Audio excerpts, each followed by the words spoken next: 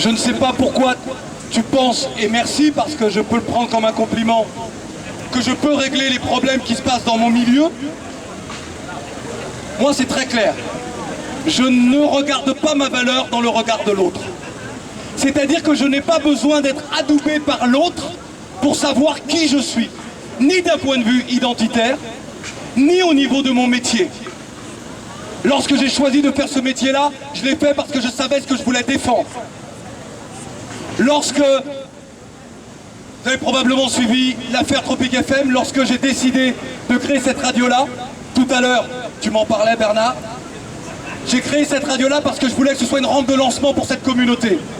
J'ai juste fait la pire des associations avec quelqu'un qui est d'origine camerounaise par son père et qui lui n'a vu que l'argent qu'il allait pouvoir en tirer.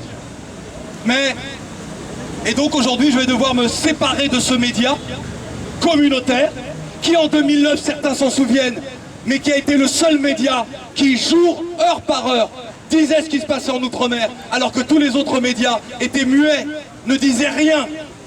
Donc le combat dans les médias, on le fait. Moi, dans mon métier, si je subis la politique du blacklistage, c'est parce que je suis quelqu'un d'engagé et de militant. Lorsque j'ai, peut-être qu'en 2006, vous l'avez vu avec Michel Drucker, co-présenté l'Eurovision, on m'a dit « France Télévisions, c'est ta maison. Tu as le talent, on vient de péter les audimates et tout, c'est ta maison. » Puis, quelques semaines après, on m'a dit « Ton problème, c'est que tu es trop militant. Tu es trop engagé. » Donc, lorsque tu me dis « Qu'est-ce que je fais dans mon milieu ?» j'ai fait cette réponse en disant « Avant d'être un professionnel des médias, je suis un individu, je suis un citoyen de ce monde, je suis un afro, et le peuple auquel j'appartiens est né dans les fers de l'esclavage. Et que donc je vais continuer mon combat. Donc, je ne peux pas endosser la responsabilité de... Mais, lorsque dans mon métier, dans mon milieu, là où je devrais me taire, comme certains se taisent, parce qu'au lieu de pointer du doigt ceux qui parlent et qui osent, regardons ceux qui ne parlent jamais, qui ne disent rien, qui ne mettent pas leur carrière en danger. Et là, on comprend quelles sont les difficultés, mais je ne peux pas leur jeter la pierre, parce que tout le monde n'est pas courageux pour faire ce pas-là. Que faut-il faire? C'est la question de Béhanzin. Que faut-il faire? Lorsque j'ai parlé tout à l'heure de l'éducation, nous sommes des générations sacrifiées. En revanche, l'éducation que nous donnerons à nos enfants, si nous avons la prétention de croire que nous allons voir les victoires, nous nous trompons. Et là, je suis d'accord avec toi. Joe, je suis d'accord avec toi. Beaucoup tomberont, beaucoup sont déjà tombés. Mais ce qui est important, c'est de savoir pourquoi on tombe. Et est-ce que le fait de tomber va permettre à d'autres de reprendre le flambeau, de mener le combat?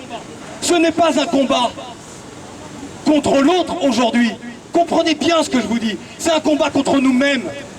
Lorsque vous avez des individus qui, individuellement donc, sont perturbés au regard des sociétés dans lesquelles ils vivent, comment voulez-vous que collectivement, nous puissions mener des combats ensemble?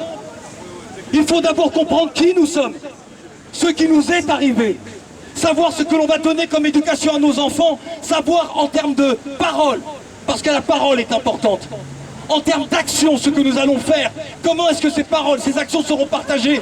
Ce ne sont pas que des paroles, c'est comment est-ce qu'on arrive à s'unir et à travailler ensemble. Comment est-ce que l'on fait des petits, parce que là on se réunit, c'est bien, on va s'applaudir, on va parler, on va avoir de belles paroles, tu as raison, mais comment est-ce que l'on fait pour créer des petits comités, pour dire maintenant on travaille? La LDNA a décidé d'être sur le terrain et de mener des actions. Parfois j'entends et je vois sur les réseaux sociaux, ouais Claudie, toi t'es pas comme la LDNA, toi t'es là, tu fais ton métier, et on a été sur le terrain, hein. On s'est battu avec les fachos hein, dans les banlieues. On a fait tout ça nous aussi. Hein. Et que donc, lorsque la LDNA aujourd'hui fait quelque chose, moi je ne viens pas en disant non mais pousse-toi. Non, je dis mec, moi je suis à ton service. T'es au combat, je suis ton aîné peut-être, mais moi je suis à ton service. Parce que la place que tu prends n'est pas une place usurpée. Et donc vous êtes tous des leaders, c'est ce que je voulais vous dire. Chacun est un leader potentiel. Vous n'avez pas besoin de gourou. Et lorsque Béhanzin et moi, lorsque nous parlons, il me dit, moi je suis gourou de personne. Je mène les combats que l'on doit mener. Et vous devez tous comprendre cela. Lorsqu'à la radio je parle à cette jeunesse africaine sur le continent, je dis vous êtes tous des leaders. Vous pouvez tous changer les choses. On sait que les États sont défaillants. On sait que les politiques sont défaillants. On sait que les intellectuels préfèrent se taire. Sauf certains, ils sont rares. Donc vous avez tous la capacité de changer les choses. Comment est-ce qu'on va faire ça?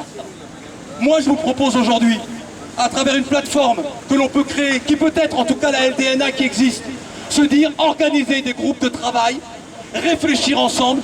Ce sont des sortes, en France dans l'histoire, on a appelé ça des états généraux. À la fin de l'année 2019, je vais organiser ce qui va apparaître comme étant le 3e plus grand congrès de l'histoire. Congrès de l'histoire, le premier congrès panafricain a eu lieu en 1900 à Londres. La grande réunion de 1956 a réuni les intellectuels, les artistes noirs, les responsables politiques à Paris. Il faut que nous puissions tous nous réunir pour que les idées soient partagées. Et donc, j'ai dit fin 2019, non, c'est 2020. Nous allons organiser ce troisième grand rassemblement et durant plusieurs jours, les uns et les autres venus des 4 coins du monde, des mondes afro, vont s'asseoir, réfléchir, penser le monde. Ça sera diffusé en direct sur les réseaux sociaux et on va penser le monde et on va bâtir notre monde.